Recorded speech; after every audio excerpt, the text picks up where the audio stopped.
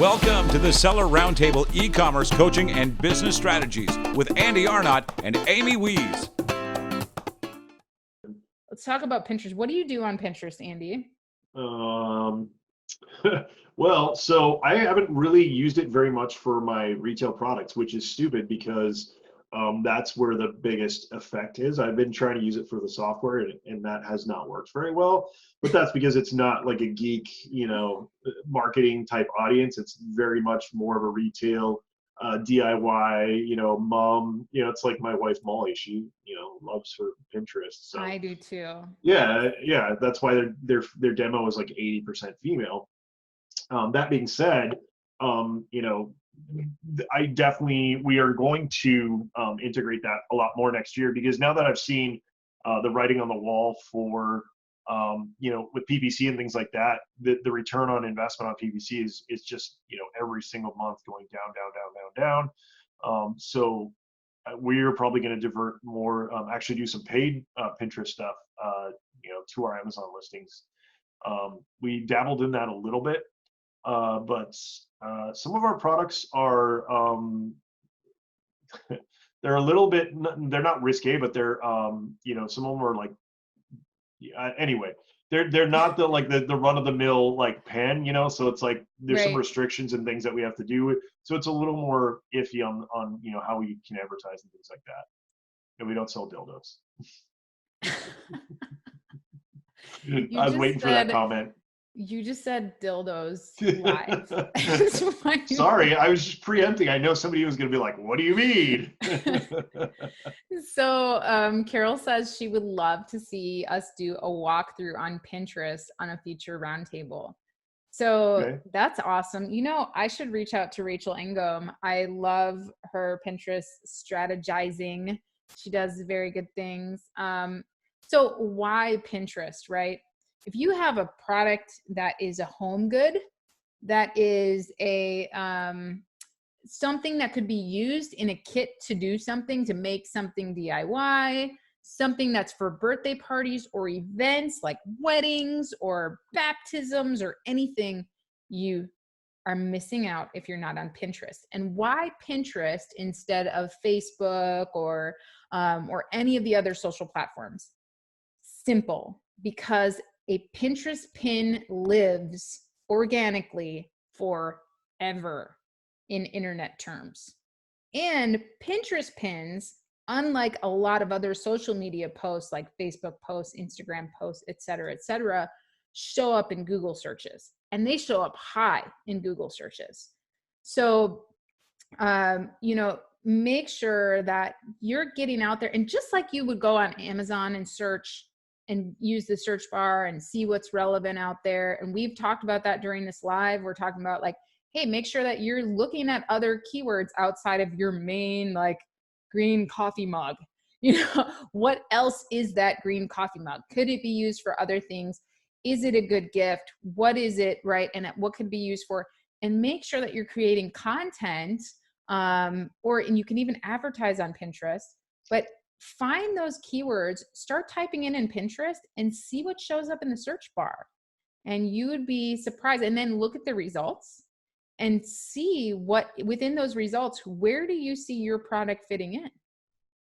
And Carol said you'd love to see us do a walkthrough on that. Like, Carol, when I think of your product, and of course I'm not going to mention that here on this live, but when I think of your product, I think of all the creative targeting that you could do on Pinterest. It's just such a great way to create awesome content and give people ideas as to how to use your product or how to gift your product. And why not when a Pinterest pin lives forever?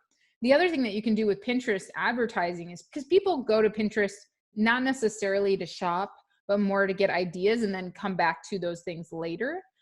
So they'll pin your pin on their board. And if they have a lot of followers, those followers all get notified that your pin was on their board. And they're like, oh, that's a cool green coffee mug. I'm going to save that to my board. And so suddenly it gets all this reach, all these repins. And so you might get organic traffic from that for 6 months to a year because of the way Pinterest works. So learn the platform, and take your time and check some of that out. The other thing that I've been telling people lately too, if you're in the homewares, the thing that I've noticed lately, I have a few clients that sell kind of a higher end homeware. And I don't know if you guys have noticed this, but Amazon has changed when it comes to higher end products. Higher end products are having a tougher time selling on Amazon now. People are coming on Amazon with like premium leather products or premium housewares and stuff like that. And people aren't buying. And the reason is because the price, those markets got so saturated on Amazon, and now the price has just gone down, and then the trust level, so a lot of the products are kind of crap and the trust level has gone way down. So the clients that I have that are having a hard time selling their high-end goods or their seemingly higher end brands are having a really, really tough time. I think the only place that you can still maybe get away with the higher end stuff on Amazon is in like the liquor category, right? There's a few like higher end drinking glasses and stuff like that you might still be able to get away with. But in every other category nearly, I've seen just a really serious decline. It's becoming the Walmart, I was just about to say that, Amy. It's like Amazon is now Walmart's, the online Walmart, yeah, which is kind of funny. The other thing I really wanted to point out real quick, Amy, before you yeah. continue, is something we just did on our catalog was reduce pricing. And we saw a big impact on that. I think Amazon is doing some testing in terms of the algorithm on pricing. So if you guys haven't tried this, even just reducing your price slightly, like 25 cents or something, we've noticed some interesting stuff going on there. So give that a test if you guys haven't yet, and see how it affects your product. Definitely. So, but to continue with that, so if you have a higher end homeware, I know a lot of our Australians they're just so classy. They can't help themselves, right? They sell these amazing higher end homewares, but definitely look outside of Amazon for that. You can sell your products on Wayfair. You can sell your products on Overstock. There are so many great, I had one client that was selling a higher end home decor item, and we looked on Amazon, and the closest competitor, this client was in like the $60 price range, and the closest competitor was like $19 with crap reviews, so it's just really hard when you're saturated with these lower end competitors. So anyway, we go on Wayfair and we look for this person's item, and the price points are all over the place, right? Like the lowest price is $60 and the highest price is in the hundreds to $200 for this one item that on Amazon was selling for 19 bucks. So make sure that you guys are thinking about just really studying the market for your particular item. And we've been talking about liquidation during this episode. If you have a really great product, don't just liquidate it because it doesn't work on Amazon. Get your butt out there and start looking at some other channels that could be amazing for your product, where you might even get a better price. And, people are buying things like crazy on Wayfair. That's where they go for home goods. That's where they go for furniture, for home decor, that kind of stuff. Same thing for Overstock. So definitely check out some other channels for your products, and just scroll all the way to the bottom of the website and click sell your products. So some other ideas for those of you who are in that liquidation area that maybe have some great products that you shouldn't be giving up on. What do you think, absolutely. No, I was going to say, and there's also some services. Yeah, here we go. This was what I just tried this service. What sucks about it, and I griped about it, is you can't import from Amazon. You can go from other platforms to Amazon and to some of these other places, but you can't go so if you currently have products listed on Amazon, you can't pull the products off of there and port them over to other marketplaces without doing a lot of work, which is the solution that I'm yet to find. But anyway, it's still, if you have like a Shopify store or a store that I'm not sure. I think Shopify, WooCommerce, stuff like that. It's where it's your own controlled storefront. You can go and import your products to this website and then push them to Amazon, to eBay, to all these different marketplaces. It's GoDataFeed, so GoDataFeed.com. I think they give you like a 15-day free trial. I'm not affiliated. I just tried them the other day. I ended up canceling it, so it's not a glowing review for them, but it's because it didn't work for my use case, but if it did, that definitely be something I would look at, because for the amount of money that you pay for this service, it looks like they works with Amazon, Google, eBay, Facebook, Bing, Walmart, Pinterest. So it also has like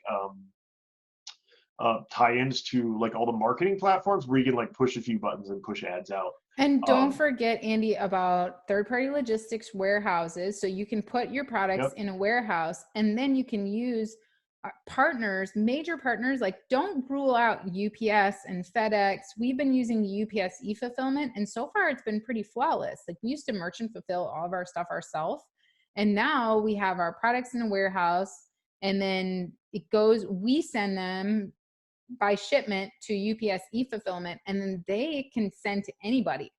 So then it doesn't matter if I'm selling on Wayfair or PetSmart or whatever, it can go anywhere, and UPS takes care of that, or they also will ship direct to your consumer. And they actually offered us better pricing than we can buy through merchant fulfilled on Amazon.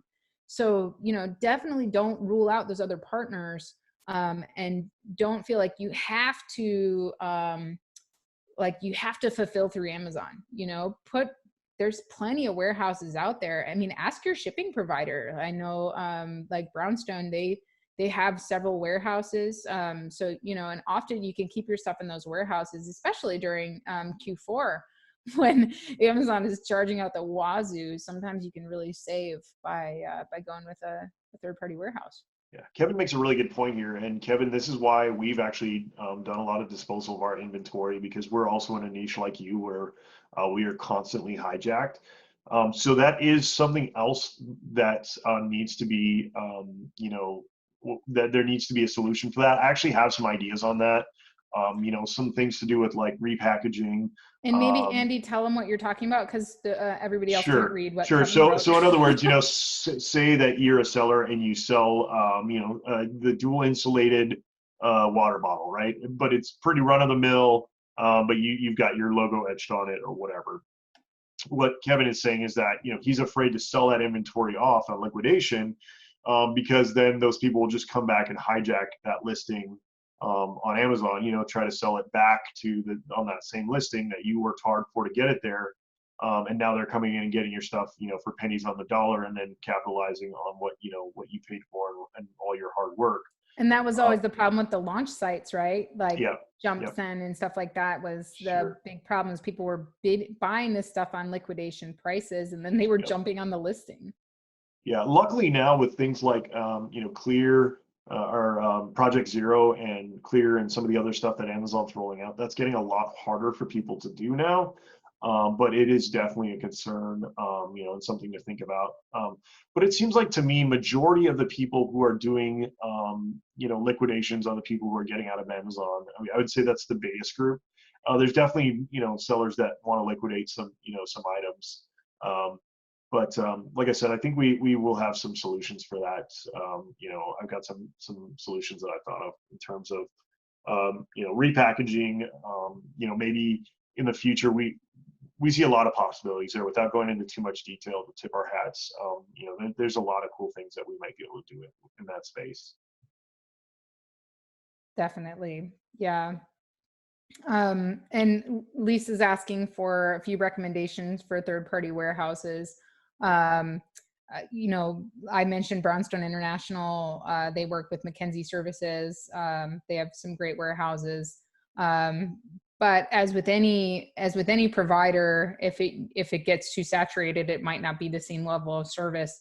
So just make sure that you're reaching out to your shipping provider, because most of them will know a third-party warehouse that they'll either be working with. Because think about it, shippers move goods 24/7. They have to have places to store them in both China, outside of ports, everywhere. So they've got logistics handled. So reach out to the shippers that you're already working with and say, hey, do you have a warehouse? In fact, I didn't even know that Brownstone had a warehouse until we interviewed him on the podcast. And I was like, Mike, you've been holding out on me. And I didn't even know you had all these warehouses all across the US, because, unless you ask them, they don't think that, because to them, it's just like second nature, right? They don't think to mention it to you. So definitely, whoever your trusted freight forwarder is, definitely reach out to them for third-party warehouse solutions. Cool. Anything All right. else that's Anything been else, going guys? on lately besides the guru bashing? I was just about to lead into that. You beat me, Amy. So, yeah. So if you guys haven't noticed in the Amazon groups, there's been a lot of guru bashing lately. Anybody who's selling a course or things like that. There's one guru bashing the other guru, and I kind of hate that word already because now it's like such a negative connotation. But I like to stay out of it. All I'm going to say is, people know pretty quickly whether services and trainings and things like that are legit. I get when people are like, oh, well, we're doing this to out the service and things like that. And I get that. And to me, there's no problem with posting the information. But, when you're getting into these, I've seen some of these long drawn out, back and forth and things like that. And I just kind of shake my head because I'm like, what could, with the 2 hours that you just spent on this thread bashing these people, you could have done something positive to move your business forward or other people's things forward. Like I said, I totally get why people are outing them, and I don't mind that. I've outed people before as well, but I try to keep it at that. Like, hey, this is what I've heard. Do your research before buying from this person. That's kind of Yeah. the extent that I go to. Just due diligence, because there's two sides to every story, right? And things very quickly can get out of hand. I know, Gabrielle mentioned that on my post this morning. Like, hey, it's very easy for things to get out of hand, and there's two sides to every story, and it's very easy for one person to say one thing, and then all of a sudden everybody's jumping on it. So, I agree, Andy. I love what you said about, hey, like, I could spend 2 hours like bashing this person, or I could just move on with my life and do something positive for somebody else or my business, so. Yeah. Awesome. And just to follow up, really quickly on that, to me, it's like, as a service provider, as somebody who does training and things like that, to me, like I said, I don't mind, as because we do this podcast and we have, people who follow us and things like that. I definitely don't have a problem with people outing, something, saying, hey, this is what I've heard. This is kind of some evidence that I've seen, whatever, and then move on. It's, the constant back. To me, it almost looks like bashing in order to, like, oh, don't buy that person's course, buy my course, and that kind of stuff. And to me, that's when it starts getting disingenuous. And I saw a little bit of it today. I read a few comments, and once I got a few threads deep, I just moved on because I was like, it was like getting way out of control. Seriously. There's better things to do. But I do hope that if some of that is really genuine and people got hurt out of it, that I hope that at least gives other people who were considering that more of a reminder to do their due diligence, right? Absolutely. Yep. And you should do that with any provider. I mean, us included. Yep. Please do your due diligence. We could be dangerous. You never know. But just make sure that you're checking out people. That your business is your baby and it's what you have. And it's a lot of times. That sounded a little creepy when you said that, Amy. That's why I had a super dorky laugh. Just you're like, we might be crazy too. It's because we are, Andy. I guess. Yeah. My light's like all flashing over here, but you can't see it because of my virtual background. But awesome. Anyway. How is my lighting? You used to complain about my lighting. I added some lighting. Am I less dark now? Is it better? I think it's better. Yeah. Okay. It's hard to tell with the virtual background thing. Okay. I definitely look more red. I can see that. But you do have a logo in your virtual background. Very good. I do. Yep. See. Wendy says we're not crazy. We're amazing. Thank you. We're a little crazy though. You're pretty amazing, Wendy, for coming all the way from Australia, and you always come and hang out with us on Seller Roundtable. Thank you, all of you guys. Yes. For joining us live. Even when we have a no-show, you still listen to Amy and I ramble on. So we appreciate going that. Strong. Yup. All right. Well, I suppose, Andy, we can end this live session because an hour is a long hour. It is. And I think right? I have this going on my LinkedIn too, and I think they cut you off at an hour. I think they're just like, you're done. So I need to learn how to do that. So I need to learn how to do stuff on LinkedIn. I suck at LinkedIn, you guys. I need a LinkedIn whisperer. Right. Andy's the only LinkedIn whisperer I have. I feel like I need that for YouTube. I keep being like, it's the only algorithm, search algorithm that I've yet to master. I've tried for a long time, but I've started to dig more and think I've figured out what the big boys who are ranking are doing. So I'll give that yes. Well, thank you guys for showing up, and happy Thanksgiving, everybody. And absolutely. Yes, and I didn't want to say anything bad about the other people that show up. I just was pointing out Wendy because it's so early in the morning there. I was like, right. it's really early to put up with us. That's extra dedication. You know? Exactly. It's not like Kevin, you know, he just strolls in at 1 p.m. like, you know, after sipping on his latte. Just kidding, Kevin. I really appreciate you being here as well. All right, guys. So as usual, if you guys are listening to the podcast, really appreciate if you guys subscribe, rate, review, share it with your friends. That helps us a lot. We really appreciate that. If you guys want to try some of the tools that we mentioned today, sellerseo.com is one of my beautiful SaaS websites. You can go check out with you know, all the fun tools to help your Amazon business. And then, you know, Amy and I have Rebate Jet that we were just talking about. That we're really excited about, and yeah, we really want your guys' input. If you do go and try it, like we have that free tier, please give us your feedback. We're really going to iterate. We're gonna be agile and you know, make that a platform for you guys that you're going to really enjoy to use and see great results. So thank you guys, and we'll see you next time, 1 p.m. Pacific on sellerroundtable.com or sellerseo.com/SRT. Talk to you later, guys. Bye.